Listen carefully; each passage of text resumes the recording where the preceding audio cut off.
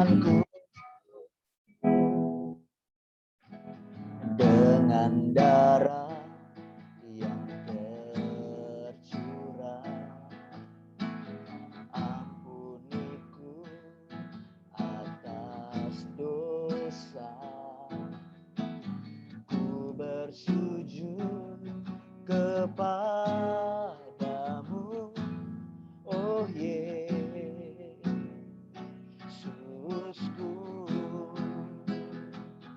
Engkau ku sembah, Kau yang terindah.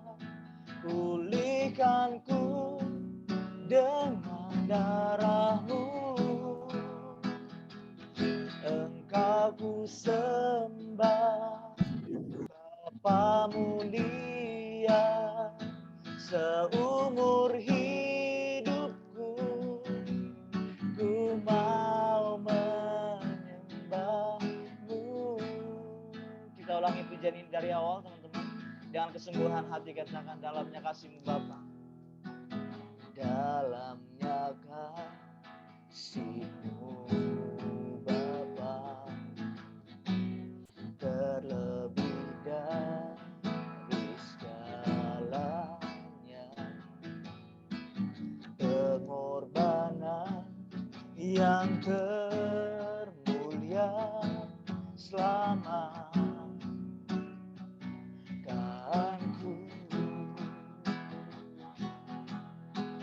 Dengan darah yang termulia, ampuniku atas dosa. Ku bersyukur kepadamu, oh Yesusku. Engkau kami sembah Tuhan, Engkau ku sembah, Kau yang terindah.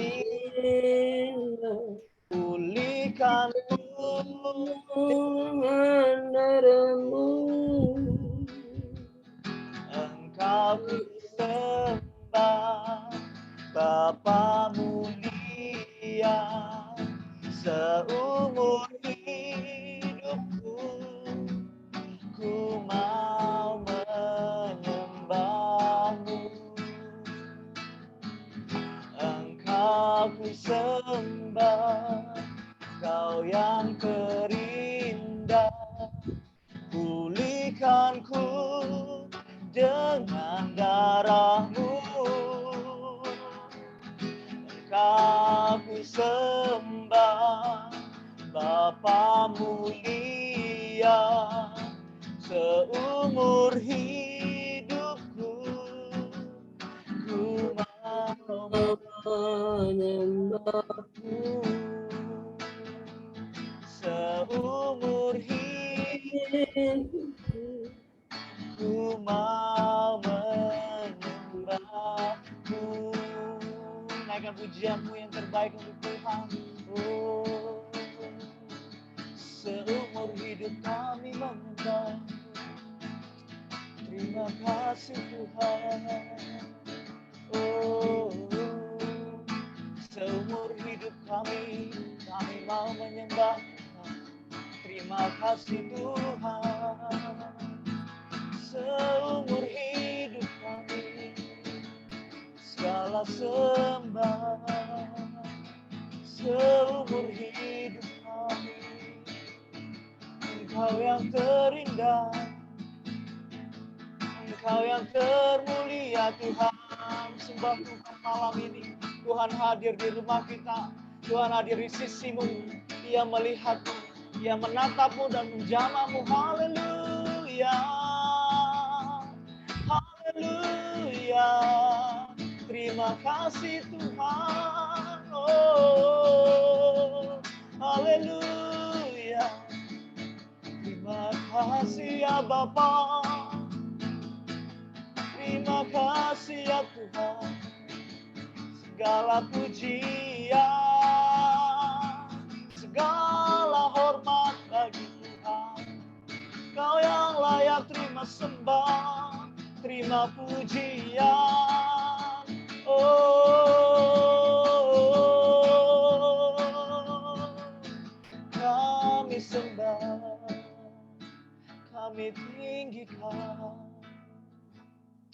Terima kasih Tuhan Yesus.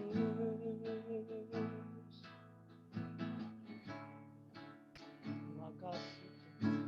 Yes, Kau Allah yang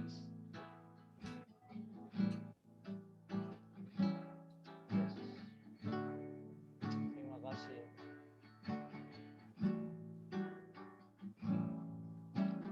Bapa, Kau setia.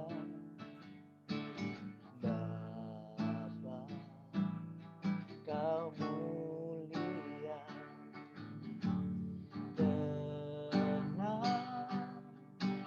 jiwaku, aman bersamamu.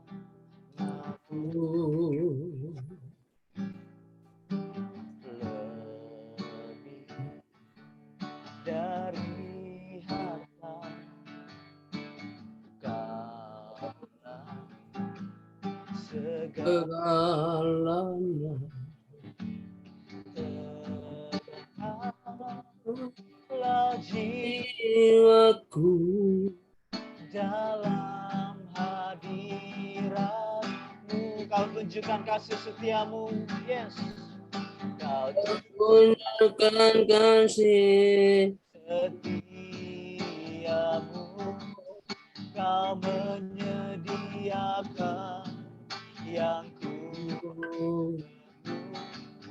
Kau setia, Kau mulia, dulu, sekarang, dan selamanya. Kau tunjukkan kasih setiamu. Kau menyediakan yang ku perlu. Kau setia, Kau mulia, Bapa, Kau setia. Setiamu dengan lembut. Kau tunjukkan kasih setiamu. Kau menyediakan yang ku perlu. Kau setia, Kau mulia, Bapa selamanya. Kau tunjukkan kasih setiamu. Kau menjadi nyata yang ku perlu.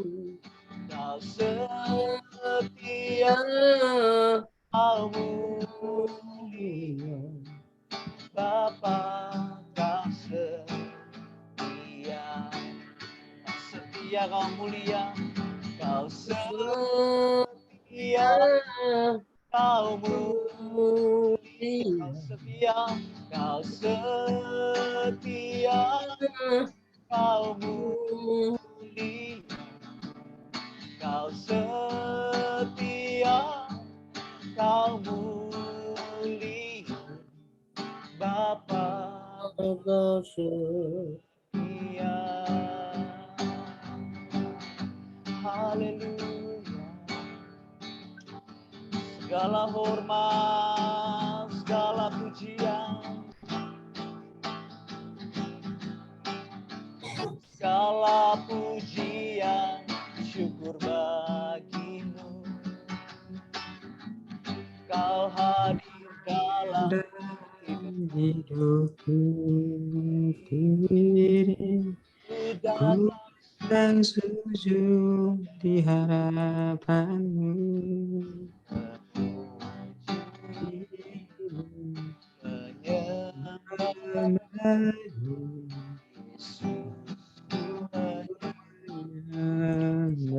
Segala pujian, segala pujian, syukur bagimu. Kau hadir dalam hidupku, kini datang sujud di hadapan-Mu,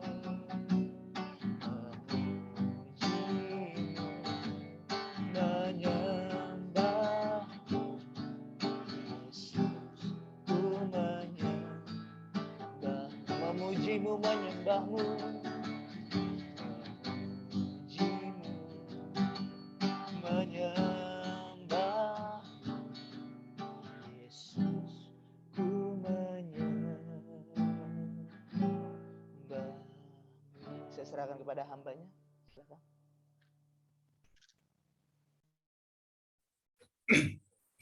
Ya, salam, selamat malam semuanya. Dengar suara saya? Dengar, Bang. Dengar ya, puji Tuhan. Ya, terima kasih buat malam hari ini, saudara-saudari terkasih. Kita boleh disatukan melalui koneksi yang namanya internet. Sebenarnya dari internet itu kita bisa banyak yang dipelajari. Malam hari ini, beberapa minggu yang lalu, diberitahu sama kepala suku, nanti bisa nggak menyampaikan materi tentang cinta, katanya begitu. Oh, hari apa? Hari Sabtu. Nah, kebetulan saya juga ada komunitas dengan rekan-rekan guru untuk setiap hari Sabtu, namanya pendalaman Alkitab Metamorfosis. Ya, saya bilang saya gabungkan aja. Dan puji Tuhan disambut dengan sukacita oleh kepala suku. Itu akhirnya itu digabungkan. Jadi nanti saya akan memaparkan materi yang sifatnya mungkin sekitar 15-20 menit. Setelah itu kita akan diskusi yang akan dipandu oleh moderator Saudara Yusuf dan Saudara Feigl. Siap ya? Ya. Malam hari ini kita akan mendiskusikan, saya akan memaparkan sebentar aja tentang cinta. Ntar saya ambil materinya dulu ya. Cinta itu saya bikin dengan dua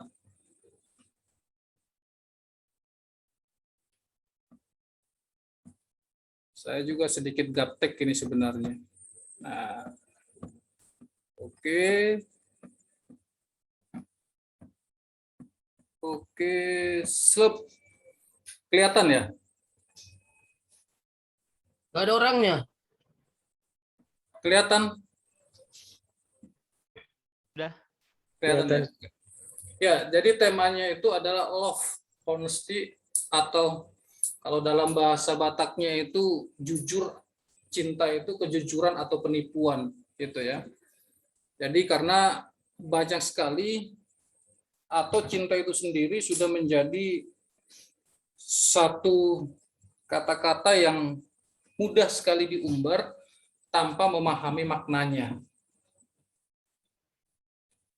Jadi banyak sekali ya, kalaupun di dunia ini, baik lagu-lagu, baik puisi, banyak sekali yang membahas tentang cinta. Karena cinta itu memang penting, sangat penting dalam dunia ini gitu ya. Bahkan Kristus pun sampai datang ke dunia menjadi manusia dan mati di kayu salib ya karena begitu besar cintanya kepada manusia. Jadi saya bukan membahas secara eksposisi dari kitab suci, tapi tematik dan prinsipnya adalah nanti kita lihat cinta itu sebenarnya seperti apa gitu. Apa itu cinta? Jadi kalau seorang bapak gereja tahun 400 yang bernama Agustinus atau di dalam bukunya pengakuan-pengakuannya, dia mengatakan cinta adalah gerak yang selalu menuju sesuatu. Jadi cinta itu dikatakan gerak yang selalu menuju sesuatu, ada yang selalu dituju oleh gerak tersebut, selalu menuju objek, sehingga ada yang mencintai dan ada yang dicintai. Dari yang mencintai menuju yang dicintai. Jadi cinta itu adalah gerak, gitu ya. Jadi gerakan itu selalu menuju kepada satu objek. Sehingga ketika dia sampai kepada objek itu, akhirnya muncullah yang namanya mencintai dan dicintai. Jadi kalau bisa didefinisikan, cinta itu adalah gerakan jiwa menuju sesuatu yang baik dan indah. Itu. Nah, untuk memahami cinta itu, saya membagikannya ada cinta itu sebuah, kalau dibilang tadi sebuah gerak ya, berarti dia menuju dari bawah kepada atas gitu. Ada progres di situ. Ada progres pertumbuhan. Jadi kalau cinta itu adalah gerak menuju sesuatu objek, jadi umpama saya mencintai istri saya, maka saya menuju kepada istri saya, di dalam perjalanan tujuan itu ada anak tangga yang harus dilalui. Gitu. Jadi cinta itu berproses nanti pemahamannya dari yang paling kecil sampai yang paling tinggi. Gitu. Nah, yang pertama di anak tangga pertama proses cinta itu kalau kita bisa bagi, yang pertama itu adalah mencintai, istilahnya beauty of particular gitu ya, mencintai sebagian. Partikular itu kan elemen-elemen kecil, tidak menyeluruh begitu. Jadi dia hanya melihat objek lalu menarik dan mencintai. Ini biasanya terjadi kepada yang disebut cinta pada pandangan pertama gitu. Wah, begitu melihat, melihat alisnya, kok alisnya naik ke atas ya. Saya naksir sama dia. Saya sangat suka dengan alisnya. Kok bisa seperti itu begitu. Jadi dia melihat fisiknya, dia langsung jatuh cinta. Itu cinta yang paling mendasar dan banyak orang yang seperti itu. Tetapi dia naik lagi satu tangga adalah all beauty bodies. Jadi dia mencintai secara keseluruhan. Kalau tadi hanya secara, kalau manusia itu, dilihat manusia itu kan tubuh ya. Mungkin ada orang karena melihat rambutnya aja dia langsung jatuh cinta gitu. Ada hanya karena melihat tai lalatnya pun dia bisa jatuh cinta. Nah itu yang disebut beauty of particular gitu ya. Tapi ketika dia melihat keseluruhan, dia naik dari tai lalatnya, akhirnya dia mengenal secara fisiknya yang lain. Oh ya, akhirnya dia cintanya itu bertumbuh kepada tangga yang kedua disebut all beauty bodies-nya. Jadi keseluruhan fisiknya itu dia mencintai. Yang ketiga, beauty of soul-nya gitu. Mencintai sesuatu yang bersifat ya kejiwaan orang tersebut. Dia bisa mencintai karena apa? Jadi melihat orang itu dari fisiknya mengarah kepada moralnya. Oh, karena karakternya gitu ya, dalam satu proses masalah di jalan, seumpama Weigel di Indomaret nabrak cewek, jebret, langsung ceweknya bilang, oh maaf ya, begitu akhirnya, oh ini moralnya bagus ya, integritasnya bagus ya, akhirnya dia mencintai begitu. Jadi bukan fisik lagi, bukan lebih itu, tapi udah naik lagi kepada jiwa yang menggerakkan keseluruhan hidup tersebut begitu. Nah, yang keempat itu adalah beauty of knowledge, mencintai keindahan dari pemikiran. Banyak orang yang mempelajari sejarah-sejarah pemikiran dari dunia ini. Dunia ini kan digerakkan oleh pemikiran ya. Kalau mulai sebelum Masehi, para filsuf gitu ya sampai sekarang, bahkan sampai sekarang kalau mau dipelajari sejarah pemikiran, baik sejarah pemikiran percintaan gitu ya, romantisisme itu juga ada. Jadi ada orang yang mencintai begitu. Dia mencintai tentang keindahan dari kerangka berpikir itu. Lalu dia naik lagi menjadi yang terakhir itu beauty of self, yaitu apa? Mencintai keindahan atau mencintai cinta itu sendiri. Nah, ini yang paling tinggi sebenarnya ya.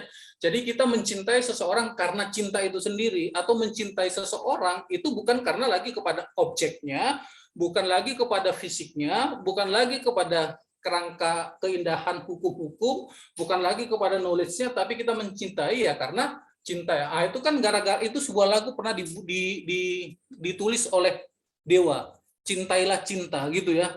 Saya kira pernah dengar lagu itu. Kalau nggak pernah dengar lagu itu berarti lahirnya tahun 2021 ya. Itu lagu akhirnya kita diarahkan, itu yang ketiga. Ada tangga. Kalau tadi bilang cinta itu adalah gerak jiwa menuju sesuatu. Nah, kalau kita berbicara secara definisi cinta itu, maka dia bergerak dari mencintai yang partikular naik kepada keseluruhan tubuh, baru naik kepada jiwa, naik kepada hukum, naik kepada pemikiran, dan akhirnya kita sampai kepada mencintai yang cinta itu sendiri. Nah, ketika kita masuk ke dalam ini, mencintai cinta itu sendiri, jadi cinta kepada objek tadi itu membawa sang pencipta itu bertumbuh tadi ya. Lalu yang kedua, pertanyaannya adalah ketika cinta mengapa manusia mencintai yang indah, yang baik? Itu yang kalau tadi bilang kan definisi dari cinta itu adalah gerak jiwa menuju sesuatu yang baik dan indah, gitu kan? Nah, ada pertanyaannya sebenarnya. Mengapa manusia mencintai yang indah yang baik? Atau mungkin pertanyaan disimpel lagi. Mengapa manusia mencintai? Itu yang paling penting dulu. Apa atau bilang dasarnya orang mencintai itu apa? Atau yang menggerakkan seseorang itu mencintai apa? Kalau tadi kita lihat kan tangga proses pertumbuhan cinta itu ada 6 tangga. Tetapi pertanyaannya selanjutnya adalah mengapa manusia mencintai yang baik? Ada 2 yang mau kita bahas di sini. Yang pertama adalah mencintai itu, kalau pemikiran kebanyakan orang, yang pertama itu mencintai manusia itu karena ada kekurangan dalam dirinya. Makanya dia mencintai, begitu ya. Jadi cintanya itu, kenapa saya mencintai istri saya? Karena ada sesuatu yang kurang dalam diri saya sehingga bisa dilengkapi oleh istri saya, begitu. Nah, biasanya begitu. Nah, cinta yang seperti ini, cinta yang manusia mencintai karena ada kekurangan, itu biasanya gerakan jiwa untuk mendapatkan sesuatu. Apa yang kurang dari dirinya, mencintai sesuatu yang dia tidak ada dalam dirinya. Gitu. Jadi dia mencintai karena memang tidak ada dalam dirinya. Biasanya hal itu terjadi biasanya terhadap idola-idola, begitu ya. Kita kagum terhadap idola, kita mencintai seorang idola, baik artis dan lain-lain, karena memang tidak ada dalam diri kita, akhirnya kita menjadikan itu ke dalam diri kita. Akhirnya kita mau tampil seperti idola kita. Jadi kita ingin menjadi mereka. Itu yang pertama. Jadi mencintai itu karena ada yang kurang dalam dirinya. Nah, biasanya cinta yang seperti ini, kalau orang mencintai berdasarkan kekurangan, ada yang kurang dalam dirinya, makanya dia mencintai seseorang atau objek yang lain, itu biasanya menjadi cinta yang posesif. Karena cintanya itu hanya untuk mengisi kekosongan dalam dirinya. Sehingga nanti menghasilkannya ya posesif, otoriter, itu ya. Sesuatu yang negatif. Dan cinta yang kekurangan diri ini disebut dengan need love, cinta yang membutuhkan. Jadi kita biasanya itu akhirnya kalau yang cinta yang membutuhkan dalam timing yang paling puncaknya ya posesif itu tadi. Sehingga dia mencintai untuk mendapatkan sesuatu kepada dirinya. Nah, yang kedua adalah mencintai dari kepenuhan. Jadi gambarnya itu kayak kenal itu ya. Mencintai dari kepenuhan. Kalau iman Kristen itu kan bilang ya, segala sesuatu atau kita ini karena dari kepenuhan ya, dari kepenuhan Kristuslah akhirnya kita mendapatkan kasih itu ya.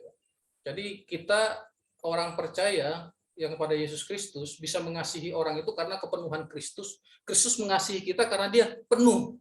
Karena kepenuhan dari kasihnya itu keluar sehingga mengasihi kita. Nah, yang kedua adalah mencintai dari kepenuhan. Karena kita sudah penuh cinta, makanya kita mencintai seseorang. Ini yang disebut dengan give love, memberikan cinta gitu ya. Kalau yang tadi need love cenderung kepada posesif, yang ini adalah give love, memberi cinta. Tetapi ini juga bisa menjadi sesuatu hal yang tidak baik begitu ya. Karena saya kan sudah penuh cinta dari Tuhan, jadi aku hanya mencintai engkau, aku nggak butuh cinta lagi begitu. Jadi kedua hal ini sering sekali dipertentangkan antara need love, membutuhkan cinta, dengan give love, dengan memberikan cinta, itu dipertentangkan. Jadi kalau need love, dia maunya orang mencintai dia terus gitu ya, nggak peduli.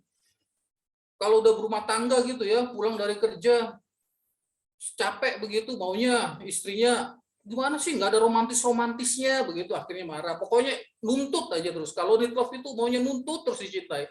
Kalau give love maunya memberikan cinta, tidak pernah mendengarkan. Kedua hal ini tidak boleh dipertentangkan. Ini adalah satu kesatuan. Ya memang yang namanya cinta, sekalipun kita kepenuhan cinta dari Tuhan, kita tetap memberikan cinta dan juga membutuhkan cinta. Itu tidak boleh dipertentangkan. Itu menjadi satu kesatuan. Ya cinta itu mencintai, karena tadi kan definisinya dari cinta adalah gerakan jiwa menuju sesuatu sehingga menimbulkan mencintai dan dicintai begitu. Jadi dua hal ini tidak boleh pertentangkan. itu harus menjadi satu kesatuan. Nggak bisa juga karena saya sudah penuh cinta, suatu saat nanti ya kan, suatu saat Leah Weigel menikah dengan istrinya karena dia sudah melayani penuh dengan cinta Tuhan, ya kan, istrinya pun sudah melayani penuh dengan cinta Tuhan. Terus si Weigel bilang begini, aku mau melayani ke Amerika 6 bulan gitu. Istrinya, pergilah, jangan berbuat dosa lagi. Ya, saya kira juga nggak mungkin ya kan. Kalau sudah menikah kita kan ditinggalkan, pasti istrinya bilang, oh jangan lama-lama ya. Kenapa sih harus 6 bulan? Kalau bisa, ya sehari lah. Aku tidak bisa berpisah darimu lama-lama. 1 hari rasanya 2 tahun, kan begitu. Itu penting. Tapi kalau setiap hari nggak bisa ditinggal, ya itu juga nggak bisa. Itu akhirnya jadinya kan need love gitu. Jadi need love itu tidak selalu egosentris, tapi diperlukan. Need love itu diperlukan pada situasi yang tepat. Need love itu boleh hanya untuk memberikan waktu untuk orang lain mengapresiasi kita. Jadi kalau saya bilang sama istri saya, aku pergi ya pelayanan ke Manado 1 minggu. Oh ya, kenapa nggak bisa gitu? Tetap. Jadi ada waktu dia memang, kenapa sih harus lama begitu? Itu kalau kita sudah penuh cinta bilang, nggak perlu kau bilang begitu. Saya tidak membutuhkan cintamu lagi begitu, karena saya sudah penuh cinta. Ya, itu akan menjadi hubungan yang tidak baik. Jadi give love dan need love itu harus berjalan beriringan. Kapan saat kita memberikan give love, kapan saat kita menerima cinta. Tapi saya kira itu adalah tidak bisa dipisahkan. Cinta pasti mendatangkan cinta gitu ya. Kalau sehat dua-duanya saya bilang tadi ya.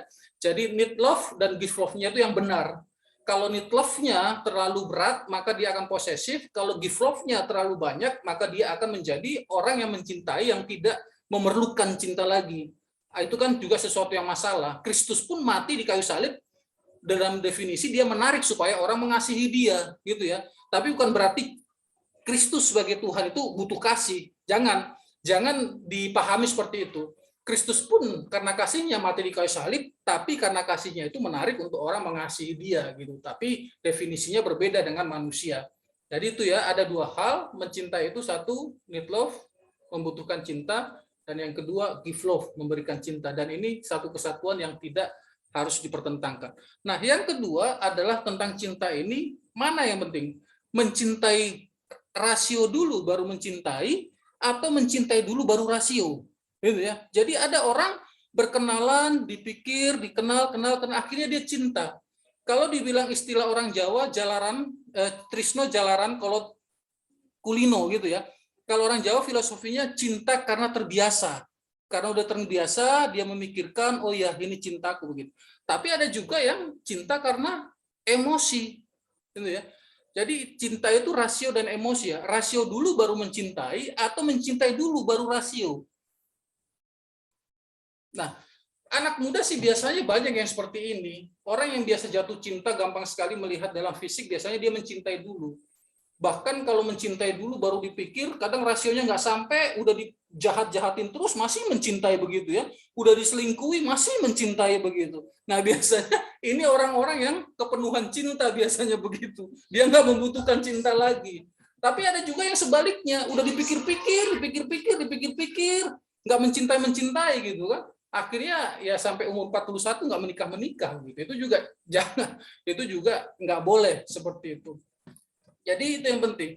Mana? Biasanya rasio itu pasti mempengaruhi emosi, emosi mempengaruhi tindakan. Tetapi yang pastinya 2 hal ini juga tidak boleh.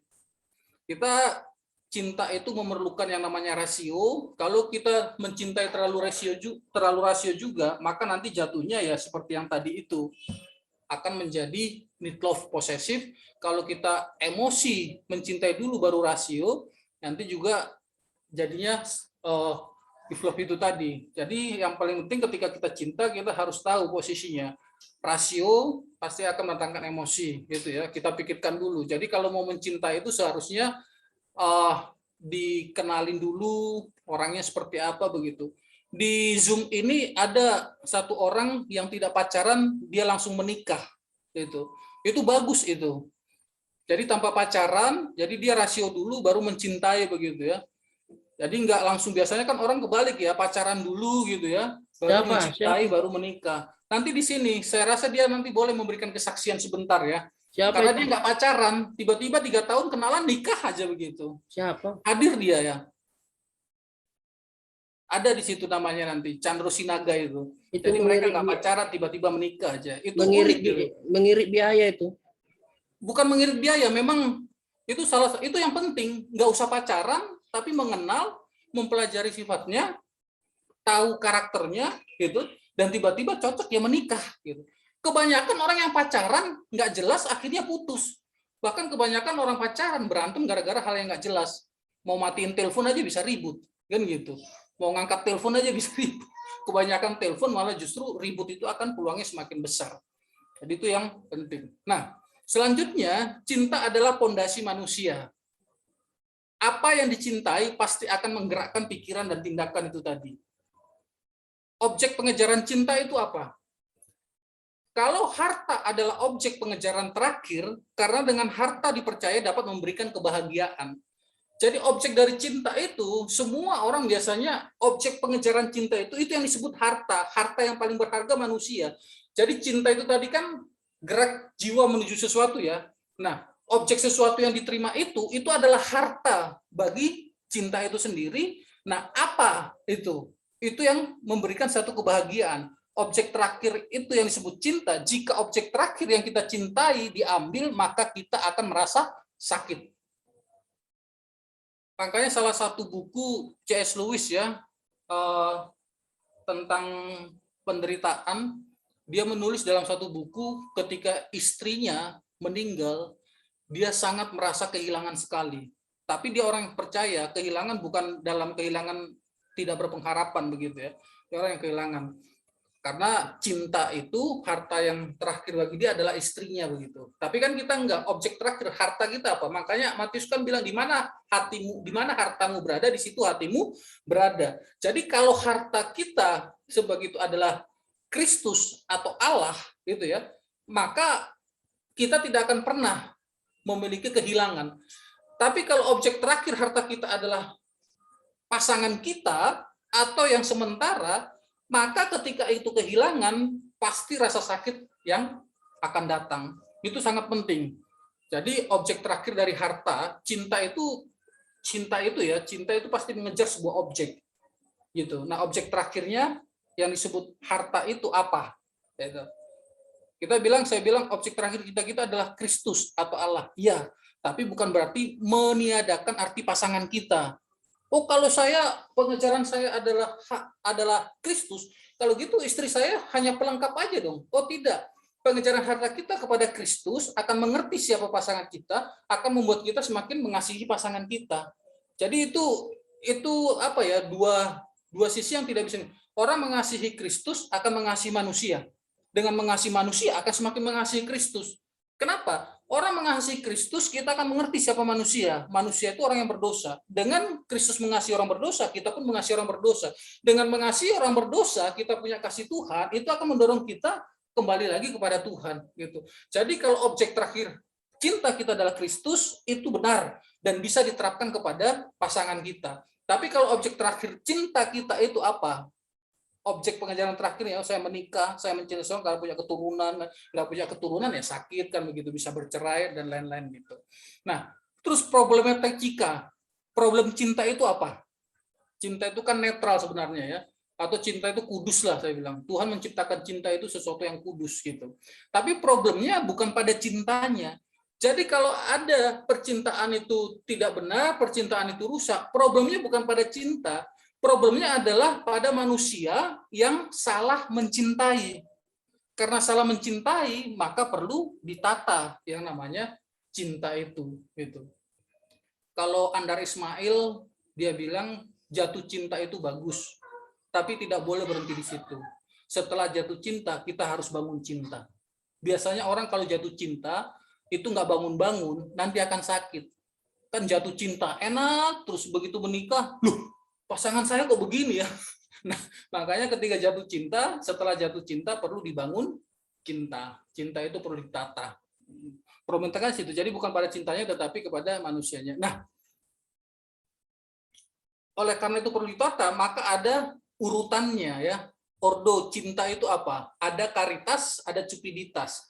Karitas itu tadi adalah kasih yang merusak, kasih yang menghancurkan, cinta yang ego. Ending dari cinta ini adalah kebaikan saya untuk diri saya. Cinta cupiditas ini menciptakan kecanduan, kebencian, serakah, iri, keinginan untuk menguasai, marah, kemesuman, dan otoriter. Cinta cupiditas ini adalah cinta yang manipulatif, mendominasi, menipu, atau memperalat. Itu yang saya bilang tadi. Love, honesty, or fraud. Gitu ya. Cinta, kejujuran, atau menipu. Nah, kalau cintanya itu adalah karitas, maka dia akan cinta yang menipu. Jadi dia mencintai hanya untuk memperalat. Dia mencintai itu hanya manipulatif. Dia mencintai itu hanya untuk mendominasi pasangannya. Dia mencintai itu hanya untuk menipu cintanya. Tadi pagi saya melihat di WhatsApp, di media itu sangat unik juga gitu ya. Karena istrinya sangat otoriter, suaminya nggak boleh pergi, dibikin skenario, pura-pura diculik pakai tembak gitu sama polisi. Wah, datang digeruduk gitu, ditangkap, dibawa, begitu di mobil dilepaskan. Ayo kita pesta, saya bisa lepas dari rumah katanya. Ini kacau ini. Ini kacau gitu ya. Berarti dia bukan di bawah ketiak lagi. Ini udah di bawah kaki istri kan begitu. Kenapa? Mungkin istrinya memiliki cinta karitas gitu ya, hanya untuk memanfaatkan suaminya gitu. Nah, yang cupiditas adalah kasih yang menggenapkan kehendak Tuhan. Jadi kasih yang seperti Tuhan mengasihi. Cinta karitas ini menciptakan kasih yang berkorban, mengasihi dengan suci, memberi, kasih yang melakukan kebenaran, mengasihi bagaimana Tuhan mengasihi jemaat, ya kita mengasihi pasangan kita seperti Tuhan mengasihi jemaatnya.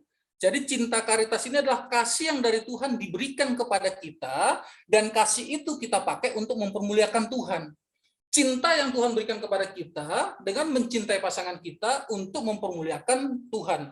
Cinta ini, cinta karitas ini, finalnya adalah Tuhan. Sekali lagi, jadi saya mencintai istri saya, finalnya adalah Tuhan itu sendiri, bukan kepada istri saya. Itu cinta karitas. Lalu cinta dari Tuhan mendorong orang masuk dalam kepenuhan cinta yang memunculkan cinta yang penuh pengampunan, cinta yang penuh pengorbanan, seperti yang dikatakan Paulus di dalam 1 Korintus 13. Percayalah saudara-saudara, orang kalau berpacaran itu biasanya adalah itu yang disebut jatuh cinta, biasanya itu baru menemukan satu kecocokannya.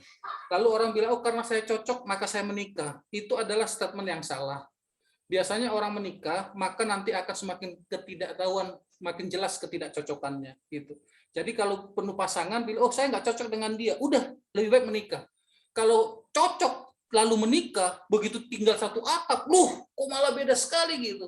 Wah, justru karena memang nama-namanya dua manusia tidak akan pernah cocok. Semakin tidak cocok, disitulah dibutuhkan cinta dari Tuhan untuk terus menerima, mengampuni, dan lain-lain. Itu poin pentingnya. Tadi yang terakhir itu gitu ya, jadi mana cinta itu harus tata. Kita harus mengetahui mana cinta cupiditas, mana cinta karitas. Itu tadi. Jadi bagaimana dengan cintamu gitu ya. Di mana? Kalau saat ini kamu mencintai seseorang, apakah cinta saya ini cupiditas yang hanya manipulatif dan lain-lain, atau memang cinta saya di karitas? Karena saya sudah penuh cinta dari Tuhan, sehingga saya mencintai orang lagi seperti Tuhan mencintai saya gitu ya. Kiranya cinta yang kita miliki sih harusnya kita belajar sebagai orang percaya kepada Tuhan, kita memiliki cinta karitas itu tadi adalah kepenuhan cinta Tuhan membuat kita mencintai sesama yang diarahkan kepada Tuhan. Saya kira ini penjelasannya sampai di sini ya. Jadi selamat saling mencintai ya. Kalau yang sudah punya pasangan gitu ya, atau yang belum silakan mencari, tapi yang pastinya tadi harus tahu dulu cinta itu apa dan cinta itu mau seperti apa gitu. Jadi itu aja mungkin yang bisa saya sampaikan. Untuk selanjutnya kita punya waktu untuk diskusi. Di sini saya undang teman-teman saya, mereka rata-rata menikah dan ada yang baru menikah, ada yang sudah 3 tahun. Jadi kalau mau bertanya atau mungkin juga Pak Pendeta Idris Mesak kan juga sudah menikah, itu bisa berbagi tentang pengalamannya. Karena bagi saya ketika sebuah pernikahan itu yang paling enak itu adalah pada saat berantem. Jadi kalau pas saat akur-akur saja itu kurang seru gitu ya. Tapi ketika berantem disitulah cinta karitas itu akan terlihat gitu ya. Tapi kalau baik-baik ya bagaimana kita bisa cinta karitas mengeluarkan berkorban, pengampunan dan lain-lain. Tapi istri saya dengar ini, jangan dijadikan kesempatan, ataupun saya menjadikan kesempatan. Itu nggak bagus. Ya, saya kembalikan sama Lai Fegel sama Lai Yusuf ya. Mungkin bisa dibantu sebagai moderator dan kita bisa diskusi. Karena kami pun begitu memaparkan materi, udah kita diskusi tentang tema itu tadi. Oke, silakan. Ya, oke.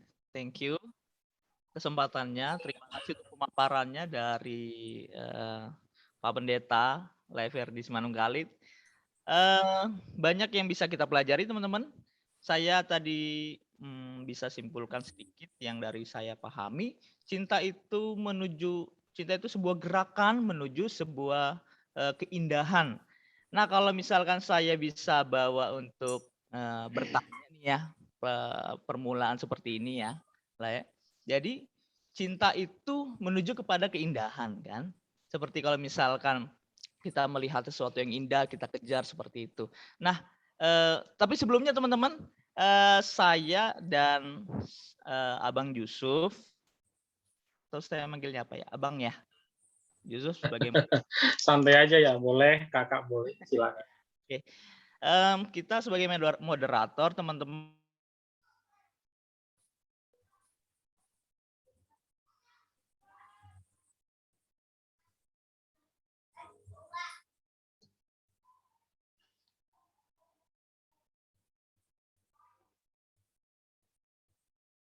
Nge-lag ya?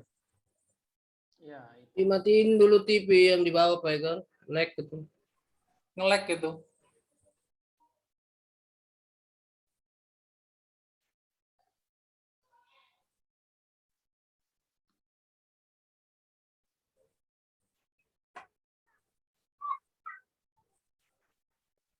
Ya, nge-lag gitu.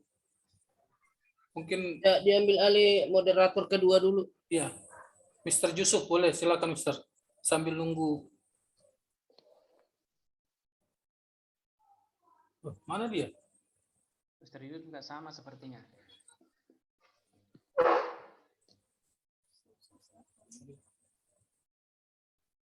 Ya, udah balik tuh Mr.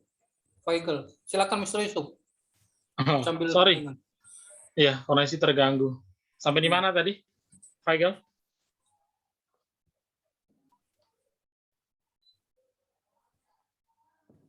Mas di mute, Feigl. Cinta itu adalah keindahan, katanya tadi. Udah. Silakan Feigl. Wih, sinyalnya kurang bagus nih. Maklumlah Jakarta lagi PPKM. Sinyal itu PPKM ya. Ya, teman-teman, kalau misalkan kita mau bertanya, boleh open mic. Atau kalau misalkan ada teman-teman yang malu nih atau yang nggak berani mengungkapkan, boleh chat ke saya atau ke Abang Yusuf, ada di direct message ya teman-teman ya. Boleh dicari nanti di situ. Mungkin saya atau Abang Yusuf nanti nggak akan bacakan namanya ya. Saya akan bacakan pertanyaannya untuk kita boleh bahas atau discuss, atau ada yang mau tanya nih, contohnya gimana sih cari jodoh yang benar seperti apa gitu ya. Oke, dari yang saya pahami tadi dari pemaparan, cinta itu sebuah gerakan menuju keindahan. Lalu kalau saya boleh tanya mewakili teman-teman mungkin ya. Jadi yang dimaksud keindahan itu keindahan seperti apa sih? Apakah yang hidungnya mancung atau yang mulutnya manis gitu ya pas senyum, atau yang kupingnya dua atau yang matanya dua, seperti apa sih Mas? Thank you. Ya. Jadi keindahan itu kan bisa, keindahan itu kalau kita pahami bisa secara partikular ya. Kalau tadi ada anak tangga cinta tadi kan, ketika mencintai berdasarkan fisik, yaitu menurut dia sudah indah kan begitu. Tapi ketika mencintai lagi kepada hukum, itu pun orang mengenal hukum bisa indah gitu. Orang yang mempelajari hukum kayak Lai Frando itu, oh hukum itu sangat indah bagi dia kan begitu. Tapi ada orang juga yang memahami tentang pemikiran gitu. Tetapi yang dimaksud dengan keindahan, mencintai keindahan itu sendiri, kalau dalam konteksnya dalam cinta kita sebagai orang Kristen, ya keindahan itu tidak lain adalah kepada Allah itu sendiri begitu. Secara endingnya gitu ya. kalau partikular, bagian-bagian kan keindahan itu bisa menjadi subjektif kan begitu. Tapi keindahan yang saya maksudkan di situ arahnya pasti kepada Tuhan itu sendiri gitu. Nah, makanya ketika seseorang mengatakan aku mencintai kamu, dia sama dengan mengatakan aku mencintai yang indah, aku mencintai yang baik begitu. Jadi keindahan itu endingnya mengarah kepada itu. Keindahan itu bisa bersifat partikular, tapi kalau kita melihat partikular maka tidak akan ketemu nanti. Makanya akhirnya bilang cantik itu relatif kan begitu. Karena dia melihatnya secara partikular gitu ya, sebagian-sebagian gitu. Tapi kalau kita melihatnya secara utuh, keindahannya itu lihat sebenarnya makanya nggak bisa. Akhirnya timbul apa ya, keindahan secara objektif misalnya itu memang sulit digambarkan, sama dengan kita bilang ya surga itu kan itu indah yang paling mutlak ya. Tapi kan kita belum pernah melihat surga kan begitu. Ya itu. Jadi untuk dikatakan dalam konteks kairos itu sangat sulit, tapi itulah menyeluruh gitu. Holistik gitu. Kalau remaja sekarang itu mungkin di antara teman-teman sekarang takut atau malu ya nanya ya. Tapi pemikirannya mungkin sama. Kalau kita sebut misalkan cewek itu cantik gitu ya, itu juga kan definisi atau artikulasi dari keindahan. Atau seorang wanita misalkan abang itu ganteng gitu ya, kakak itu ganteng gitu. Itu kan juga sebuah keindahan. Apakah itu dosa? Apakah orang Kristen, seorang remaja Kristen bisa, saya bilangnya mengkonfirmasi iya, amazed terhadap keindahan yang terdapat pada penampilan seorang pria atau seorang laki-laki, seorang wanita. Gimana, Mister, kira-kira? Ya, itu salah satu anugerah juga. Orang bisa mencintai partikular itu tanpa dari Tuhan kan mustahil. Gitu. Jadi memang kalau saya bilang tadi kan ada anak tangganya itu kan. Dari yang paling kecil menyeluruh sampai akhirnya kepada ending itu sendiri gitu. Jadi mencintai, kalau saya mencintai istri saya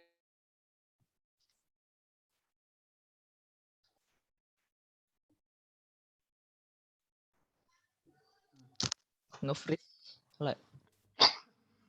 Ya, sepertinya Pak Ferdi Gantian kehilangan gantian gara-gara PPKM juga itu.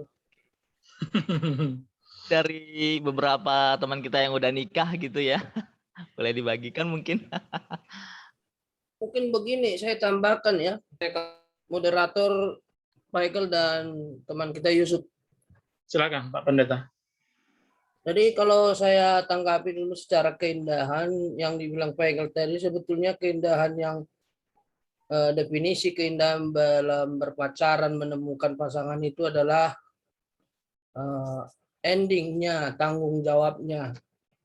Nah, jadi bukan kaleng-kaleng, bukan tipu-tipu berpacarnya, bukannya tiap semester ganti gitu. Jadi keindahan itu bukan dinilai dari makan ketoprak, nasi goreng berdua, sepiring, bukan itu. Pergi ke Monas naik motor boncengan, bukan itu, ya kan? Endingnya itu tanggung jawabnya. Dan yang kedua, kita sebagai anak Tuhan, keindahannya itu adalah menjaga kekudusan. Jadi kan banyak, ya bukan hanya orang dunia saja, anak Tuhan juga banyak kata nih teman-teman perempuan, tekdum sebelum pernikahan. Jadi keindahan dari berpacaran itu harusnya di situ. Boleh nggak berpacaran? Ada pertanyaan begitu. Saya sebagai guru mengajar di SMA, ada murid saya bertanya begitu, boleh nggak berpacaran, dalam berpacaran itu Pak, pegangan tangan, ciuman? Ya saya bilang boleh. Itu adalah tindakan secara nyata kita menyatakan suka dan mengasihi dia, tapi ada batasannya. Nah, jadi itu maksud saya. Jadi jangan sampai tadi cenderungnya keindahan, tapi jadi bangke yang terbungkus gitu ya. Jadi keindahan dalam berpasangan menemukan pasangan itu definisinya. Nah, jadi jangan lagi sudah berlewat umur 17 tahun, tapi cintanya masih cinta-cinta monyet. Ya udah bercinta sama monyet aja. Jangan bercinta dengan manusia. Nah, kalau keindahannya kita sebagai anak Tuhan, teman-teman dari koalisi GB Host dan rekan-rekan dari Bapak Semenang Kali, bahwa pernikahan itu atau berpasangan itu harus keindahannya masuk kepada pernikahan. Itu intinya. Nah, yang kedua tadi yang kalau kata Saudara Yusuf, apa tadi pertanyaan, jadi lupa saya. Sorry tadi nge-lag keluar saya tadi. Apa, Sub? Jadi kalau misalkan seorang remaja gitu ya Pak Pendeta, melihat keindahan, let's say kegantengan pada seorang pria, sebaliknya Oh iya, seorang jadi iya benar. perempuan. Lelaki normal, saya katakan, atau perempuan normal, pasti mata itu tidak bisa dibohongi. Nah, tapi ingat bahwa indera yang kita miliki kan ada batasannya diberi Tuhan. Ingat hukum Taurat ke-10, jangan mengingini. Jangan mengingini. Saya katakan, saya pribadi lumrah. Saya sebagai laki-laki berkata, melihat wanita itu cantik, tapi di pikiran saya bukan pikiran negatif. Saya menunjukkan bahwa saya ini pria normal. Saya bisa membedakan bahwa dia wanita cantik atau tidak. Lain halnya penilaian secara tindakannya itu nomor 2. Ya. Jadi nggak salah kita menilai dari fisiknya dari luar, tapi ingat kita ada batasannya hukum Taurat ke-10, jangan mengingini. Nah, kalau untuk hal yang menuju yang dibilang Saudara Yusuf, boleh nggak mengatakan seperti itu? Boleh. Ya, boleh sebagai kita manusia. Nah, supaya tidak jatuh dalam dosa, jangan langsung dipikirkan, maaf kata, dilihat cara berjalannya, pakaiannya, ya pokoknya lekukan tubuhnya. Nah, lalu ada terbersit di hati pikiran kita untuk mengingini. Nah, itu baru. Nah, tapi secara garis kenormalan kita, pasti kita mengatakan bahwa ketika seorang misalnya pria itu memakai jas, pakaian yang bagus, ganteng banget, cakep banget. Nah, ketika kita melihat wanita itu bersolek, yang tadinya dia hanya pakai daster, tiba-tiba dia bersolek datang beribadah. Wah, cantiknya, kata si Upin, ya kan? Nah, tapi harus ada pembatasan bahwa ketika kita berkata begitu, berarti kita sedang memperhatikan yang baik, bukan hal yang mengarahkan kita kepada perjinahan hati, pikiran, dan lain sebagainya. Seperti itu tambahannya. Baik, terima kasih Pak Pendeta. Iya. Baik, kalau kita berpindah dulu ya ke para senior. Kita sebutnya senior ya, yang sudah menikah, yang sudah memiliki keturunan gitu ya. Sambil menunggu, kita sebutnya rekan-rekan ya, rekan-rekan remaja atau pemuda yang ingin bertanya. Ya, silakan boleh. bertanya, silakan bertanya. Kalau kita nggak bertanya, iya, kalau nggak bertanya di gereja, tanyanya di internet, ya lebih besar kemungkinannya sesat gitu ya. Apalagi tanyanya ke pacarnya, lebih banyak salahnya. Grace Sitanggang bertanya dong kepada moderatornya. Lagi disimpan. Teman, silakan. Boleh mau ada yang didiskusikan, boleh di chat, ditanya. Kalau ada yang mau tanya, boleh chat ke saya atau ke Bang Yusuf, atau mau open mic boleh. Sambil menunggu, boleh dilanjutkan dari narasumber kita. Saya mau bertanya, boleh? Ya, silakan. Ya, saya mau bertanya. Boleh Nana. Herna di sini, Herna. Oke, Pak, maaf, saya bertanya langsung ke pengkhotbahnya aja ya. Tadi sempat dibahas, Bapak bilang nggak perlu pacaran gitu kan, tapi langsung menikah. Nah kan di dalam kita untuk mengenal seseorang itu kan untuk menikah dengan dia kan kita harus butuh penjajakan, kita harus kenal dia orangnya seperti apa. Kan nggak mungkin kucuk-kucuk tiba-tiba terus menikah kayak gitu kan. Nah ini tolong maksudnya dijelaskan seperti apa sih yang dimaksud sama Bapak sendiri gitu loh. Itu aja sih Pak, terima kasih. Ya, terima kasih. Sebelum Mr. Ferdi cerita itu kita panggil saja orangnya. Tadi Mr. Ferdi sebut ada orangnya Iya, di sini. makanya Bagaimana? nanti saya mau langsung suruh dia yang jelaskan. Tapi setelah ada sebelumnya pengantar dari Anda ya, silakan. Mr. maksudnya Ferdi. itu bukan nggak pacaran itu mengatakan aku mencintai engkau terus kita pacaran terikat dalam apa dibilang, kan ada istilah sekarang hubungan tanpa status, hubungan status itu dengan pacaran, bukan, tapi bersahabat itu lebih indah daripada pacaran sebenarnya gitu loh. Nah makanya silakan saudara Chandro yang dulu 3 tahun nggak pacaran tiba-tiba ngundang saya menikah aja, silakan Chandro Sinaga. Bahasa Nanti tiba-tiba itu ya. Istrinya Silakan, mana? Pak Chandro. Iya. Oke, shalom. Shalom. Suara saya kedengaran ya? Jelas Pak Chandro. Shalom. Dengar Bang. Oke, terima kasih untuk moderator dan rekan-rekan sekalian. Oke. Agak didekatin mic-nya, agak didekatin biar kedengaran. Oke, sudah. Kira-kira sudah ya? Iya. Oke.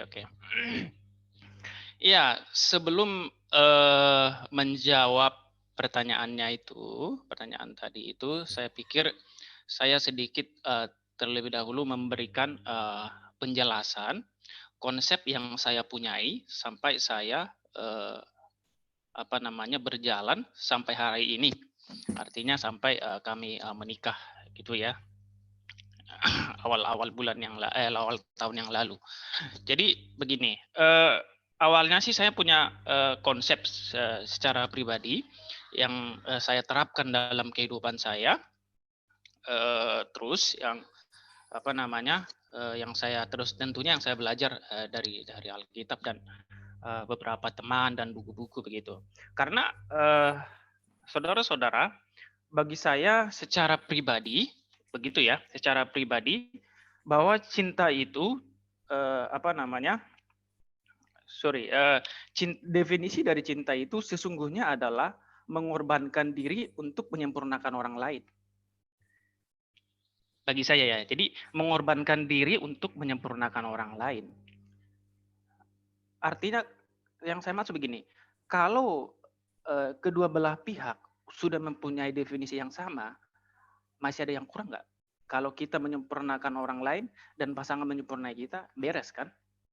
Begitu. Karena memang Kristus pun datang dengan cintanya untuk menyempurnakan kita, untuk membuat kita menjadi serupa dengan Dia kan? Begitu ya. Jadi untuk membuat kita serupa dengan Dia. Begitu. Karena saudara-saudara, cinta itu sifatnya eksentris. Jadi saya dulu belajar dari bukunya siapa ini, Albert Schweitzer, ada yang ini. Nanti rekan-rekan bisa baca. Bang Firdi juga punya ini. Albert Schweitzer, dia memang membicarakan tentang filsafat manusia. Jadi dan saya komparasikan. Kedengaran. Tidak kedengaran ya? Iya. Jadi saya komparasikan dia kepada Alkitab dari buku Schweitzer ini. Karena dia mengatakan begini, bahwa cinta itu sifatnya eksentris. Jadi eksentris yang dimaksudkan di sini adalah bahwa aku menemukan aku di luar aku. Jadi manusia itu tidak bisa menemukan dirinya di dalam dirinya sendiri. Jadi seruan aku adalah untuk aku menemukan aku di dalam kamu. Jadi aku dipanggil untuk aku menemukan aku di dalam kamu. Jadi pusat kita bukan di dalam diri kita sendiri. Begitu. Jadi eksentrisnya itu, kalau begini kan, kalau ini kita bangun dasarnya tidak ada dalil bagi kita lagi untuk egoisme. Jadi saya pribadi ini yang saya buat saya terapkan. Begitu. Sebeberapa tapi kalau kenal sudah so pasti kenal. Gitu ya. Cuman kalau hubungan status pacaran sebagaimana orang pada umumnya ketahui ya gitu ya, definisi pacaran secara umum, kami nggak melakukan itu. Pacaran yuk bla segala macam, aku mengasihimu bla bla, nggak seperti itu. Begitu. Ketika kamu 3 tahun pernah bilang cinta sama istrimu kan, pacarmu? Kenapa? Selama 3 tahun kenalan nggak pernah bilang aku mencintaimu kan? Oh, secara verbal enggak? Enggak kan, nah itu.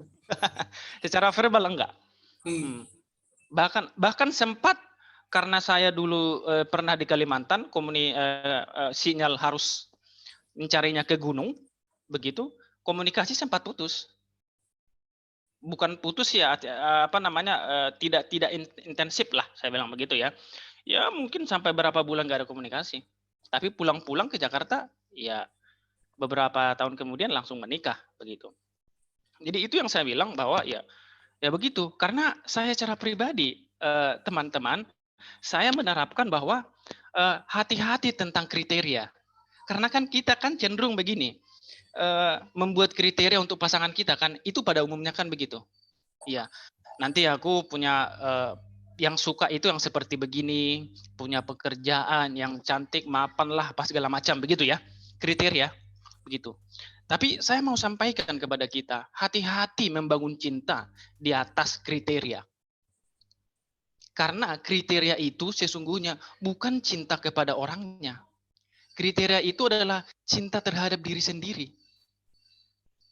Jadi kalau kita membuat kriteria orang yang mau kita pacari, nanti orangnya begini-begini, sesungguhnya kita bukan mencintai orangnya, tapi mencintai diri kita di dalam orang tersebut. Jadi kita buat kriteria kita di dalam pribadi laki-laki atau perempuan itu. Jadi yang kita cintai itu bukan diri kita, bukan diri dia si perempuan itu, tapi keinginan kita, kriteria kita yang kita bungkus di dalam diri dia. Nah, ini kadang repotnya. Saya secara pribadi begitu. Dan saya katakan istri saya sekarang bukan kriteria saya. Gitu ya.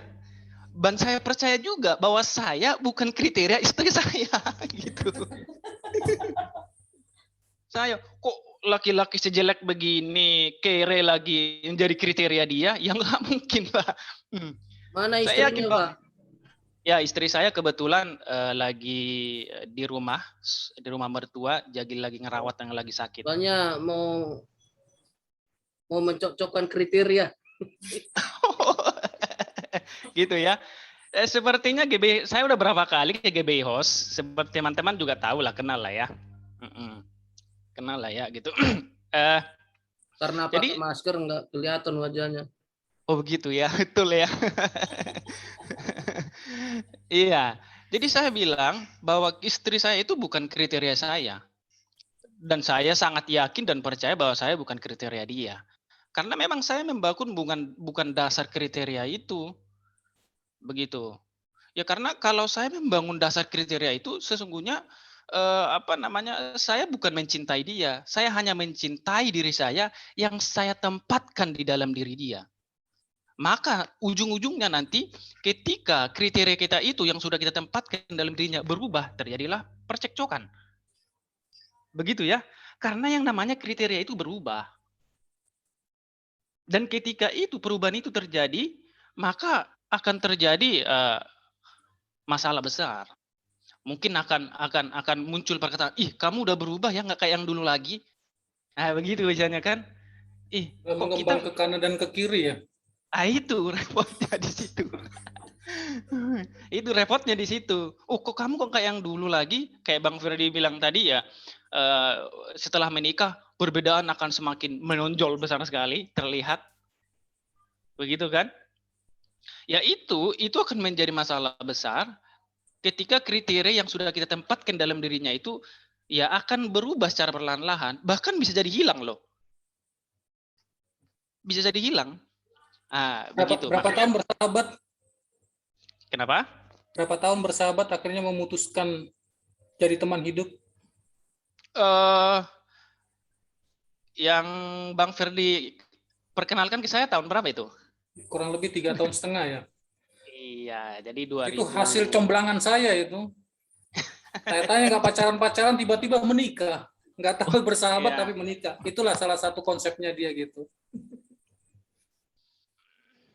Jadi memang saya teman-teman, saya nggak mengatakan ini yang paling benar, enggak, saya nggak mengatakan ini loh yang paling benar, enggak.